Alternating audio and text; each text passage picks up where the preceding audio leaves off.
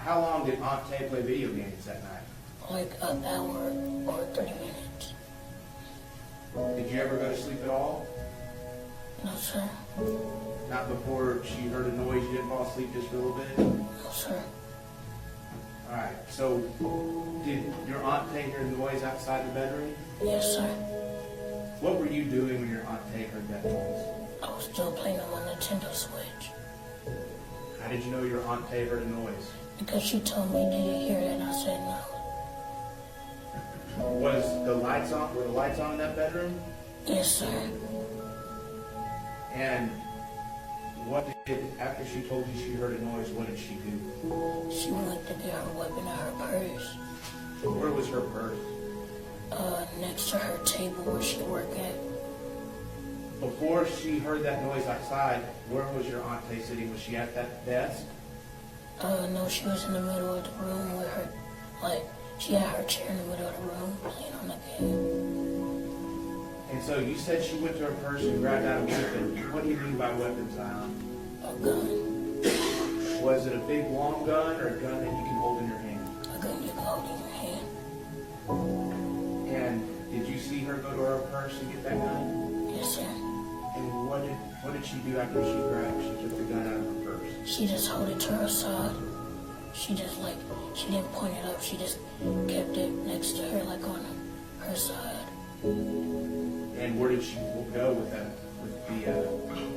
after she picked up the gun? She was about to start walking to the window. Okay. And when she walked to the window, what did she do? I didn't hear nothing after that. I just seen her fall on the floor. She called 911 for help. Minutes later, she was dead, the case of Atatiana Jefferson. She was only 28, inside her own home, playing video games with her young nephew. But when police arrived that night, everything changed in a single heartbeat. What happened in those few minutes would shock a community, and leave a nation demanding answers. Atatiana Jefferson was just 28 years old. A daughter, a sister, and a proud aunt. She had graduated from Xavier University of Louisiana with a degree in biology, and dreamed of becoming a doctor. That October night, she was at home caring for her 8-year-old nephew. To him, she wasn't just Aunt Tay. She was his best friend.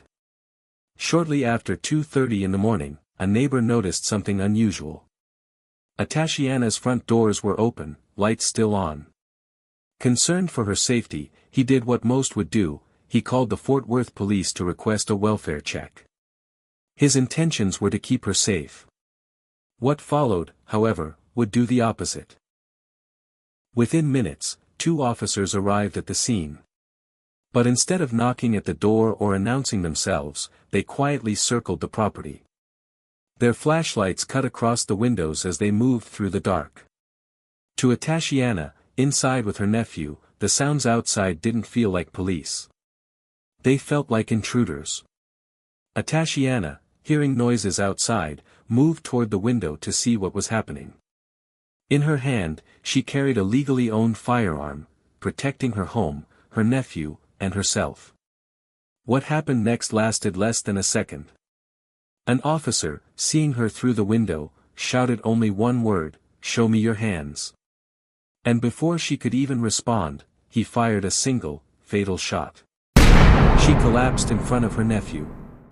A moment that would haunt him forever. Atatiana's 8-year-old nephew saw everything.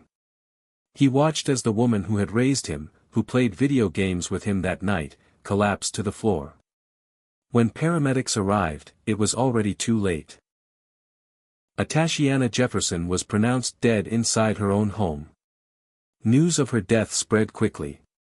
What should have been a routine welfare check was now a tragedy, and soon, a national scandal. The community gathered in shock and anger. Candlelight vigils filled the streets. Protesters demanded justice, holding signs with her name. To them, this wasn't just one mistake. It was part of a pattern, a cycle of distrust between police and the very people they were sworn to protect. The officer who fired the fatal shot, Aaron Dean, was arrested and charged with murder. For Atatiana's family, it was a step toward accountability, but no charge could bring her back. Atatiana Jefferson should have been safe in her own home. She should have been able to open her doors at night without fear. She should have been able to call for help without losing her life. Her death wasn't just a tragedy for one family. It became a symbol of something larger. A reminder that trust in law enforcement is fragile, and that one split-second decision can shatter a community. Her nephew, just a child, will carry that memory forever. And her family will never stop asking the same question: why was her life cut short in the very place she should have been safest? So I leave you with this question: what does justice really look like for Atatiana Jefferson? Was this a tragic mistake, or proof of something broken in the system itself? Let me know what you believe in the comments. And if you think this story needs to be heard, share it, because silence only protects those who get away with pulling the trigger. And remember, the next time you call 911, ask yourself, will help really come? Or will it bring danger to your own door?